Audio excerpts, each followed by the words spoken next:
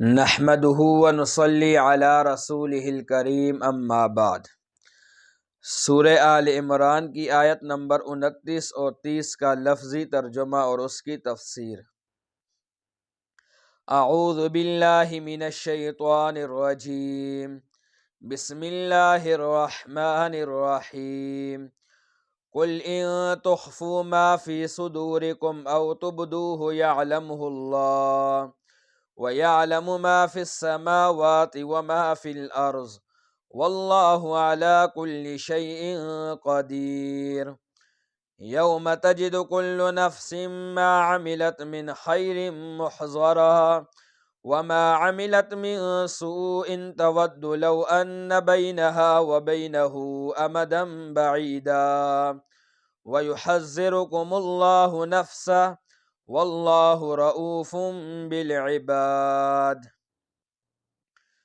قل کہہ دیجئے، ان تخفو اگر تم چھپاؤ، ما فی صدورکم جو تمہارے سینوں میں ہے، او تبدوہ یا تم ظاہر کرو اس کو، یعلمہ اللہ جانتا ہے اس کو اللہ، ویعلم ما فی السماوات اور جانتا ہے جو کچھ آسمانوں میں ہے، وما فی الارض اور جو کچھ زمینوں میں ہے، واللہ اور اللہ علی کل شیء ہر چیز پر قدیر قدرت رکھنے والا ہے۔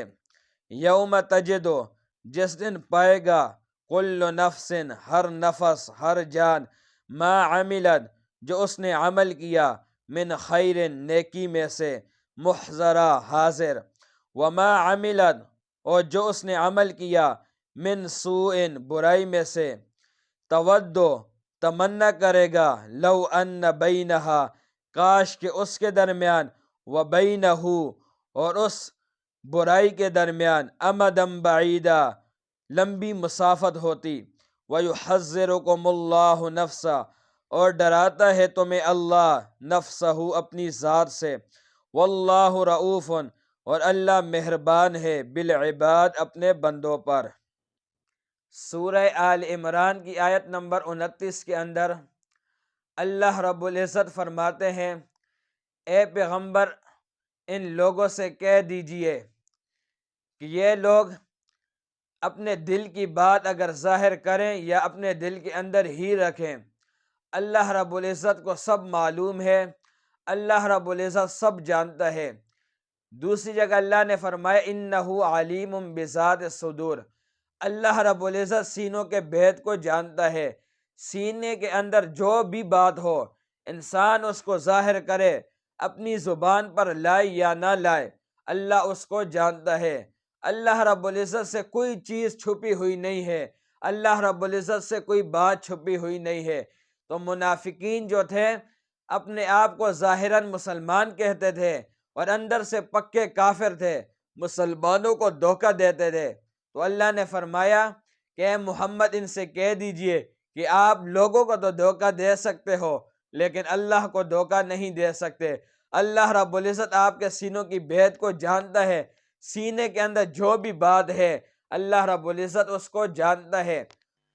آگے اللہ نے فرمایا، وَيَعْلَمُ مَا فِي السَّمَاوَاتِ وَمَا فِي الْأَرْضِ اور اللہ آسمان اور زمین کے اندر جتنی بھی چیزیں ہیں سب کو جانتا ہے، سب اللہ کے علم میں ہے، چاہے وہ چھپی ہوئی ہوں، چاہے وہ ظاہر ہوں، چاہے وہ سمندروں کے اندر ہوں، چاہے وہ پہاڑوں کے پیچھے ہوں، سب کو اللہ جانتا ہے۔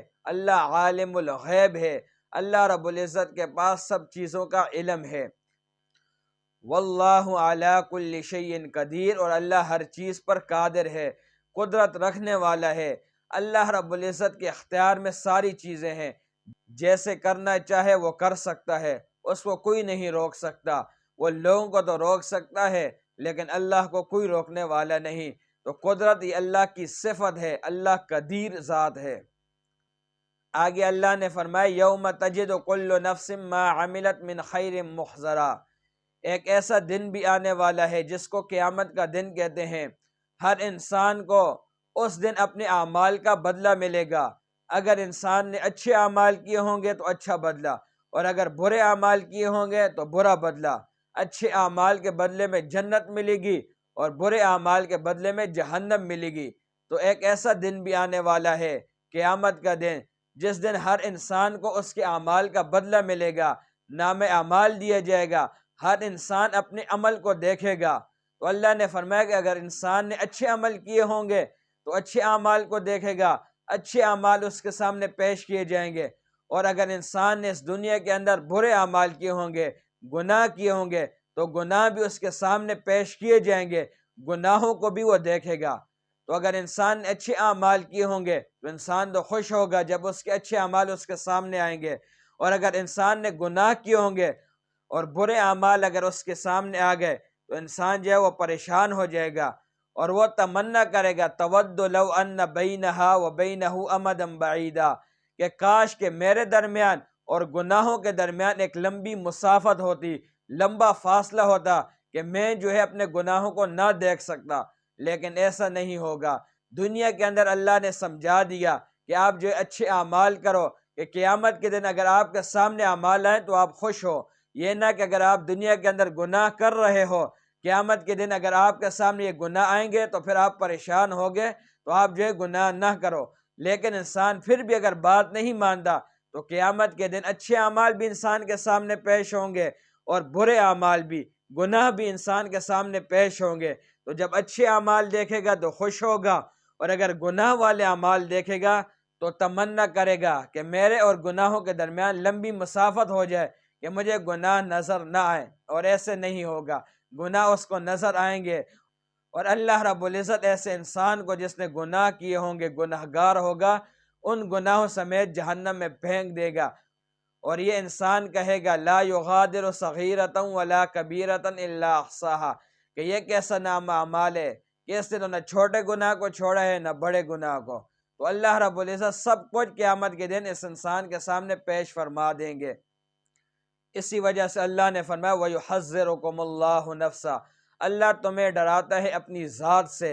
اللہ رب العزت دنیا کے اندر آپ کو ڈرا رہا ہے کہ آپ جو ہے گناہوں سے بچو، نیک اعمال کی طرف آؤ، منافقت نہ کرو کہ اندر سے کافر ہو اور اوپر سے اپنے آپ کو مسلمان پیش کرو، اس سے آپ مسلمان نہیں بنتے۔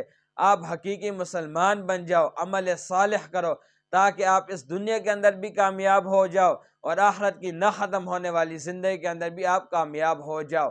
تو اللہ نے فرمایا کہ وَيُحَذِّرُكُمُ اللَّهُ نَفْسَهُ، اللہ تمہیں اپنی ذات سے ڈراتا ہے، اللہ سے ڈر جاؤ، کیونکہ اللہ وہ ذات ہے، سب کچھ اس کی قبضہ قدرت میں ہے، تو آپ کو چاہیے کہ آپ اس سے ڈرو۔ واللہ رؤوف بالعباد، اور اللہ تو مہربان ہے اپنے بندوں کے اوپر۔ اللہ ویسے ظلم نہیں کرتا کہ ویسے کسی کو جہنم میں بھیج دے، اللہ ایسا نہیں کرے گا۔ اللہ تو اپنے بندوں کے اوپر جو ہے مہربان ہے، لیکن اگر انسان جو ہے خود نہیں سمجھتا، خود گناہ کرتا ہے، تو اس کے اندر اللہ کا کوئی قصور نہیں۔ اللہ دوسری جگہ فرماتا ہے ما یفعل اللہ بعذابکم ان شکرتم وآمنتم، اللہ رب العزت کو کیا ملتا ہے کہ اللہ رب العزت آپ کو عذاب دے اگر تم ایمان لاتے ہو اور شکر ادا کرتے ہو۔ تو ہمیں چاہیے کہ ہم ایمان لائیں، شکر ادا کریں، عمل صالح کریں، تاکہ اللہ رب العزت ہمیں آخرت کی نہ ختم ہونے والی زندگی کے اندر کامیاب و کامران فرما دے۔ وما علینا الا البلاغ۔